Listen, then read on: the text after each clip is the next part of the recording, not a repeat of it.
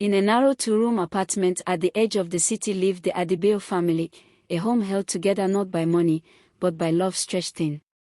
Ton Adebayo once walked with confidence. He was a factory supervisor, the kind of man whose voice carried authority and laughter. Then one rainy morning, a notice was pinned to the factory gate, company downsizing. Just like that, his income vanished, and silence followed him home. At first, they treated it like a short storm.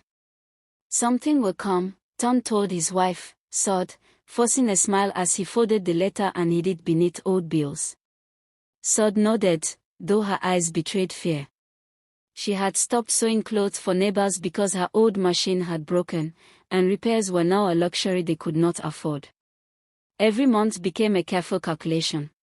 School fees were delayed. Electricity was cut off.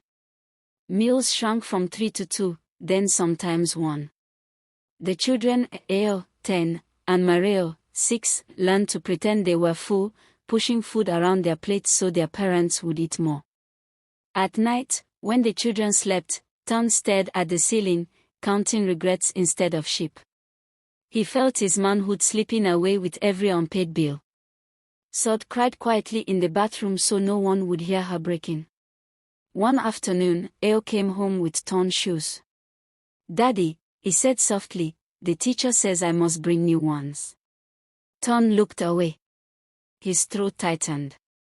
He wanted to shout at the world, to punch poverty in the face, but all he could do was kneel and tie the broken straps tighter.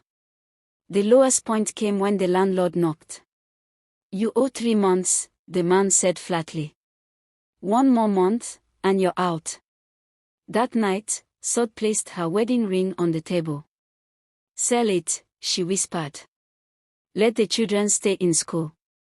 Ton stared at the ring, the symbol of promises made when life was kinder. He shook his head and pulled her into his arms, both of them crying into the same worn fabric. But hardship has a way of sharpening hidden strength. The next morning, Ton swallowed his pride and returned to the factory, not as a supervisor, but as a casual laborer. The pay was small, the hours brutal.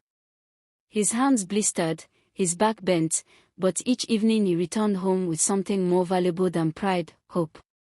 Sod borrowed a neighbor's sewing machine and began repairing clothes late into the night. Eo started helping wash cars after school.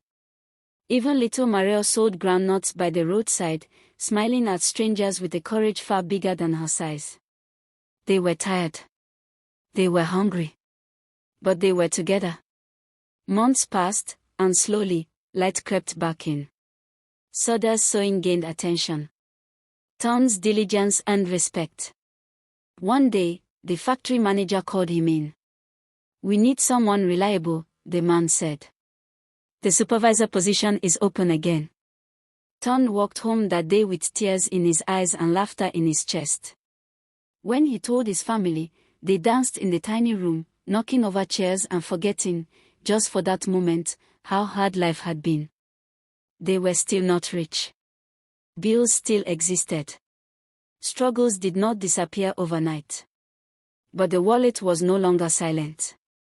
And the Adebayo family learned a truth deeper than money: poverty can test a family, but love, unity, and perseverance can outlast even the darkest seasons. Please subscribe to Folk Night TV.